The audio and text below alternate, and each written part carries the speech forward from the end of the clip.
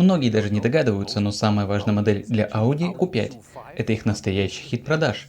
И перед нами абсолютно новое поколение. Сегодня тестируем версию подзаряжаемого гибрида, формат, который становится все популярнее и действительно актуален для многих водителей. Посмотрим, как он себя ведет между бензином и электротягой. С вами Томас Авточувство в 4К на весь экран и без купюр. Поехали. Начнем с передка. Крупная решетка Single Frame теперь получила новый рисунок, перед нами версия S-Line, более спортивная с яркими хромированными кольцами Audi спереди. Хотите более строгий образ? Тогда есть вариант с пакетом Black Styling. Цвет кузова Glacier White, а габариты слегка подросли. Длина теперь 4,72 метра. Колеса у Q5 могут быть от 18 до 21 дюйма, а при желании можно поставить даже 17-дюймовые зимние шины. На этом автомобиле 20-дюймовые легкосплавные диски. Если выбрать версию S-Line или настоящую S-модель, то старт идет уже с 19 дюймов. Любопытная деталь – окрашенные арки колес. Из-за них Q5 выглядит чуть более элегантным и чистым визуально. Подвеска здесь по-настоящему продвинутая. Даже в стандартной или спортивно фиксированной версии используются амортизаторы с частотной селективностью, а вот в этом экземпляре стоит опциональная адаптивная пневмоподвеска, которая дает тот самый фирменный плывущий комфорт Audi. Ну и конечно, все версии Q5 идут с полным приводом Quattro. Сзади у нового Q5 теперь появилась новая световая подпись. Оптика, кстати, тоже стала разнообразней. Не только спереди матричные LED-фары, но и сзади можно заказать OLED-фонари. На этом экземпляре как раз обычные фонари, тогда как на других тестовых машинах у нас были OLED. И, если честно, даже без них Q5 выглядит очень стильно. Цельный гармоничный дизайн. А теперь хорошая новость. Нового Q5 настоящие выхлопные трубы с обеих сторон. Даже у четырехцилиндровых версий.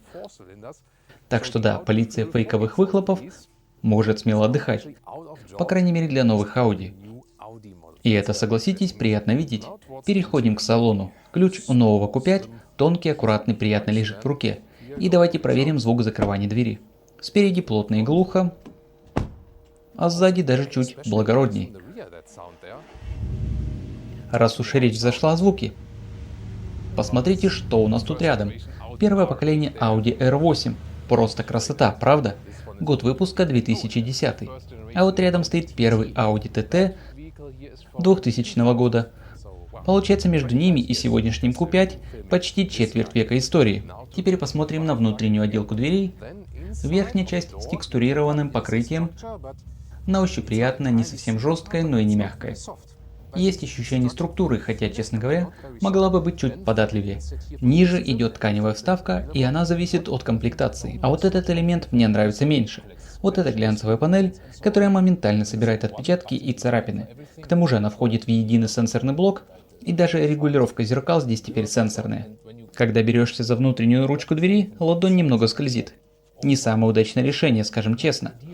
Я бы все же предпочел классические кнопки регулировки зеркал. Прямо здесь, как это было раньше.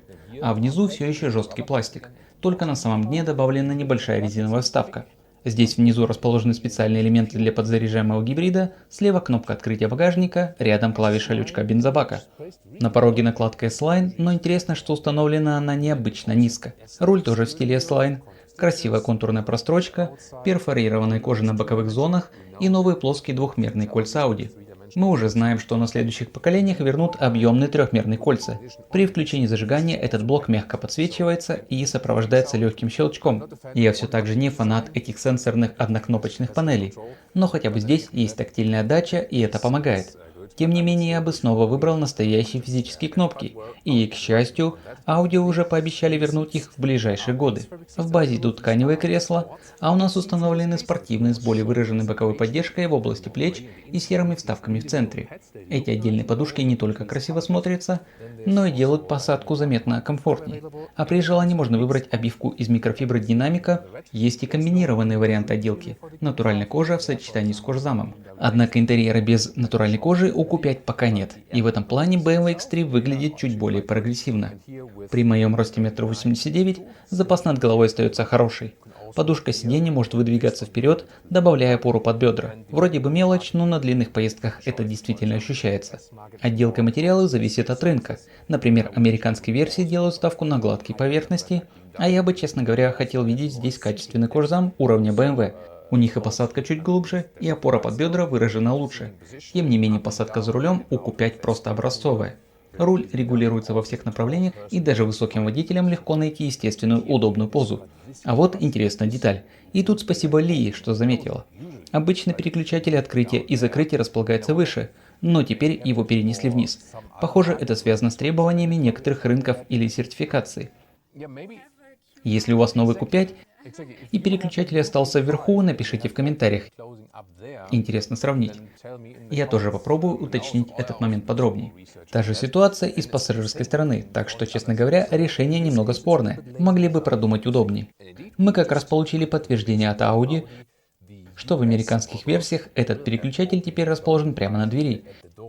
И, честно говоря, так действительно удобнее. В США это вообще обязательное требование с обеих сторон. И было бы здорово, если бы в Европе сделали так же. Согласны?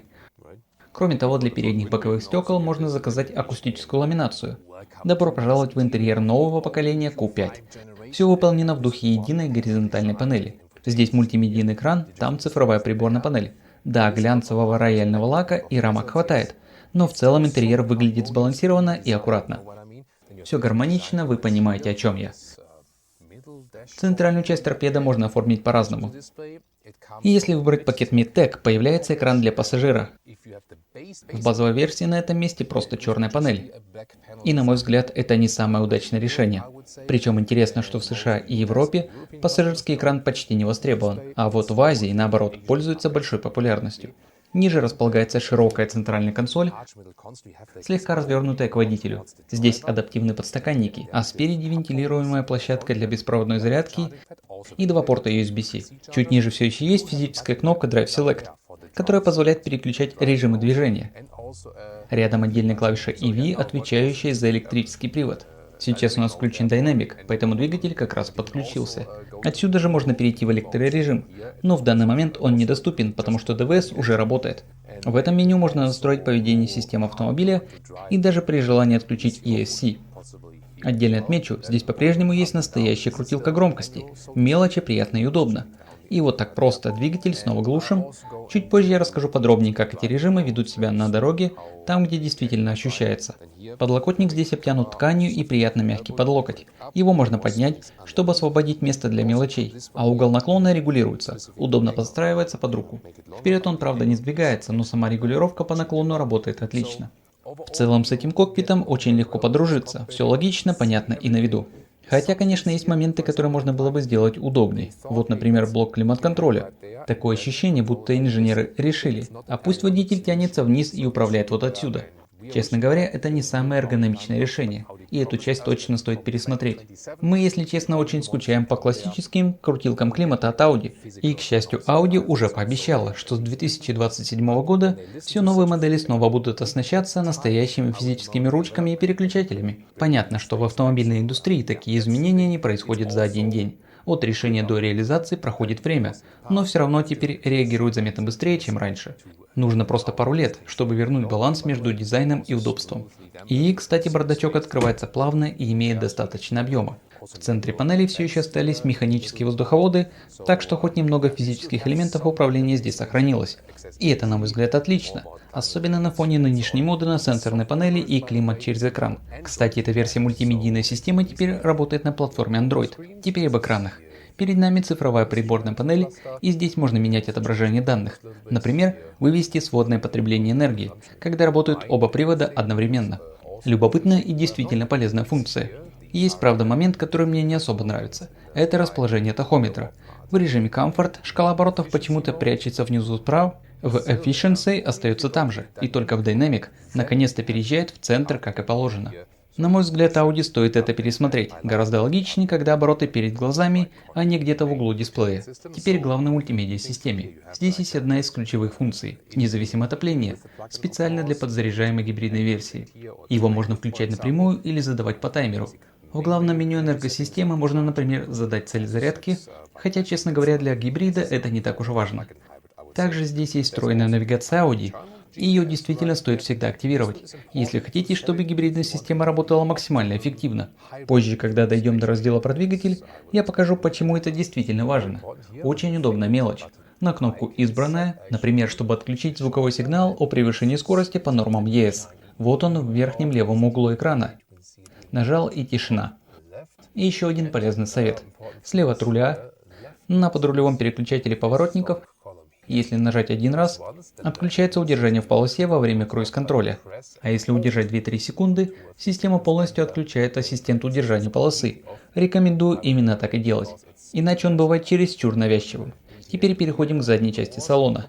Верхняя часть задних дверей выполнена из жесткого пластика, но с текстурированным покрытием. В средней зоне тканевая вставка, а нижние карманы тоже из твердого пластика. Зато над ней есть резиновая накладка, чтобы ничего не гремело. Задний диван здесь достаточно универсальный. Можно регулировать угол наклона спинки, поставить в грузовое положение или наоборот расположиться более расслабленно. Кроме того, вся скамья двигается вперед-назад, крепления Isofix аккуратно спрятаны под крышками, просто поднимаете их и все, готово. Отделка заднего ряда выполнена в том же стиле, а в центральном подлокотнике есть складные адаптивные подстаканники. Они собраны добротно и напитки здесь не расплескаются. И да, предусмотрен люк для длинных предметов. Удобно, если везете лыжи или что-то габаритное. Спинки задних сидений складываются в пропорции 40-20-40, а сам диван можно двигать вперед и назад. Чтобы подобрать оптимальный баланс, по меркам класса места здесь не рекордно много, особенно если учитывать общую длину автомобиля.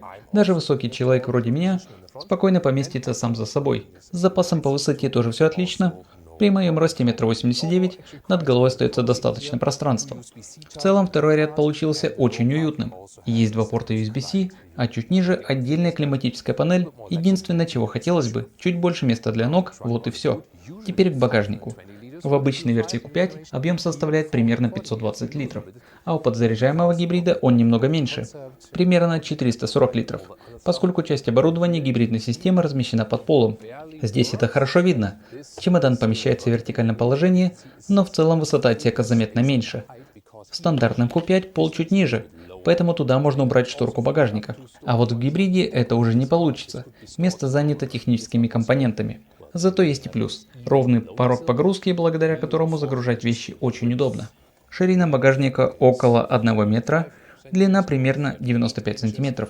Эти параметры остались прежними, уменьшилась только высота, примерно до 59 сантиметров.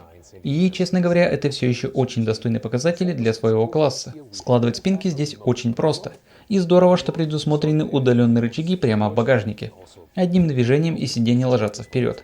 Зарядный кабель можно аккуратно убрать под пол, там даже предусмотрено отдельное крепление. Длина погрузочной площадки до передних сидений около 1,78 метров. Есть еще одно отличие гибридной версии. Под полом есть небольшая ступенька, где уровень слегка понижается. Так что это, можно сказать, второе конструктивное ограничение гибридной компоновки. Под капотом самая мощная версия – это, конечно, SQ5 с 3-литровым V6. А стандартная линейка включает 2 литра дизель TDI и 2-литровый бензин TFSI, на базе которого как раз и построен подзаряжаемый гибрид. В сумме такая установка выдает 295 лошадиных сил, работает с полноприводной системой Quattro и разгоняется с 0 до сотни примерно за 6,2 секунды. По сравнению с предыдущим поколением батарея теперь увеличенной емкости – 21 кВт-час чистой, что обеспечивает около 80 км пробега на электричестве. Зарядка происходит по переменному току мощностью до 11 кВт через разъем со стороны водителя. Полный цикл от 0 до сотни занимает примерно 2,5 часа. Быстрой зарядки здесь нет, но, честно говоря, при таком размере батареи она не особенно нужна. И интересный момент, в чисто электрическом режиме Q5 может разгоняться до 140 км в час. Для гибрида это впечатляющий результат, хотя, конечно, на таких скоростях эффективность уже падает. Как система решает, какой привод включать? На низких скоростях, например в городе, приоритет получает электромотор. А вот на трассе или при высоких скоростях в дело вступает бензиновый двигатель. И с точки зрения эффективности это абсолютно логично. Если же вы проложили маршрут через встроенную навигацию, система становится еще умнее. Она анализирует весь путь, распознает, где будут автобаны, а где городские участки, и распределяет использование энергии таким образом, чтобы поездка проходила максимально эффективно. Очень умное и продуманное решение. Разумеется, если хочется, можно вручную выбрать режим движения. Просто нажимайте кнопку EV в салоне и по сути говорите машине «хочу ехать на электричестве». Позже можно также легко вернуться к бензиновому приводу. Что касается расхода топлива, все зависит от того, как часто вы подзаряжаете автомобиль. При смешанном использовании тогда работает двигатель и батарея. У нас получилось примерно 7 литров на 100 километров. Если же ехать только на бензине, когда аккумулятор разряжен, то расход поднимается до 9-10 литров на 100 километров. Так что, как и всегда с гибридами, все определяется тем, как вы им пользуетесь. И еще раз, электрический привод эффективнее всего на низких скоростях, а как только едешь свыше 120 км в час, логичнее дать работать двигателю внутреннего сгорания. Так вы просто сбережете энергию. Поехали. Перед нами новый Audi Q5, версия с подзаряжаемым гибридом с мощностью 295 лошадиных сил и разгоном от 0 до сотни за 6,2 секунды. Здесь стоит прогрессивное рулевое управление. Руль нужно поворачивать совсем немного, а реакция при этом остается четкой и точной. Плюс работает встроенная навигация Audi, которая помогает гибридной системе оптимально распределять энергию. Как видите, рулится Q5 очень легко, управление легкое без усилий, но при этом сохраняется спортивная отзывчивость. Сделаем первый пробный разгон. Переключаюсь в Dynamic, нажимаю на газ. С 20 до 60 км в час. И сразу чувствуешь, как мощно тянет этот гибрид. Даже лиметр подпрыгнул. Что здесь происходит? Сам по себе 2-литровый TFSI не был бы таким бодрым. Но электромотор со своим мгновенным крутящим моментом добавляет тот самый резкий и ощутимый толчок. Вот почему машина так быстро срывается с места. Да, или я действительно удивилась. Реакция получилась абсолютно искренняя. В режиме Dynamic оба привода работают вместе, выдавая максимальную мощность. Но можно переключиться и в Efficiency, тогда бензиновый двигатель сразу отключается. Особенно вот сейчас, когда мы едем с горки. Стоит лишь слегка коснуться педали тормоза, и сразу начинается рекуперация энергии. Электроэнергия возвращается в батарею. Отлично продумано. В городском режиме Q5 чаще всего остается полностью электрическим. Едет тихо, плавно и спокойно. А если хочется подчеркнуть это ощущение, просто нажимаю кнопку EV и сам выбираю. Хочу ехать на электричестве сейчас. И снова великолепные виды Южного Тироля. Рулевой, как я уже говорил, здесь очень точно, и управлять этим автомобилем настоящее удовольствие. На машине установлены 20-дюймовые колеса, как мы уже видели снаружи. И они идеально сочетаются с опциональной адаптивной пневмоподвеской. Система прекрасно компенсирует крупный размер дисков. Даже если проезжаешь люки или неровности, никакого дискомфорта не возникает. Пневмоподвеска дарит тот самый мягкий парящий ход, но при этом сохраняет четкую обратную связь. Чувствуешь, как машина остается собранной и уверенной даже в поворотах. И вот за это Q5 действительно приятно водить. Я это очень ценю. Здесь Audi действительно удалось найти идеальный баланс между комфортом и динамикой.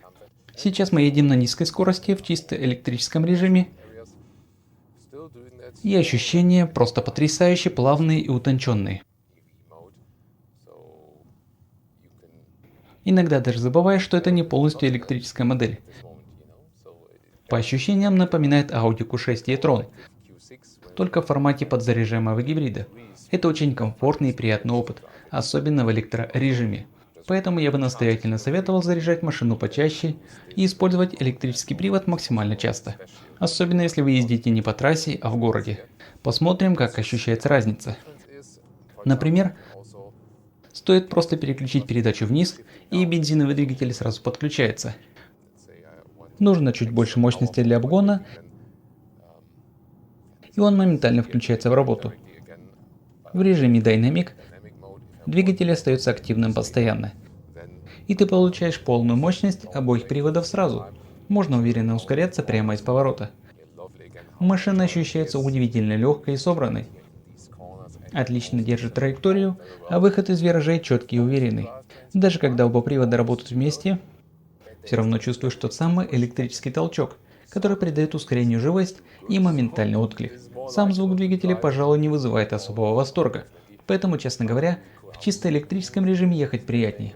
Он дает ту самую плавность и легкость, которую начинаешь ценить все больше.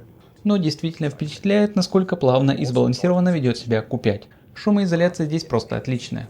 Снаружи практически ничего не слышно.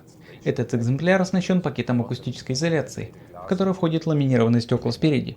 Раньше мы катались и по автобану на высоких скоростях, а сейчас показываем более живописные участки, но даже на высокой скорости. В салоне сохраняется поразительная тишина. Это, безусловно, один из больших плюсов. Как я уже говорил, на длинных маршрутах, особенно если активна навигация, система предпочитает бензиновый двигатель на трассе, а при низких скоростях в городе – электропривод. Такой подход позволяет сделать езду максимально эффективной в целом. Лия, как настроение? Динамично едем или что-то посередине? Что-то посередине. Ну да, как пассажир чувствуешь, что машина довольно тяжелая. Все-таки это крупный кроссовер. И с батареей на борту масса дает о себе знать. Иногда это действительно немного нагружает пассажиров, признаю. Теперь возвращаемся в режим Balanced. Посмотрим. Да, двигатель снова отключается. Пока в батарее достаточно заряда, а сейчас его вполне хватает. Теоретически, если ездить в основном по городу, можно получить чистый электрический пробег свыше 80 км, а при аккуратной езде даже до 100 км. Все, конечно, зависит от вашего стиля вождения, и я не устану это повторять. Управляемость – одно из главных достоинств Audi Q5.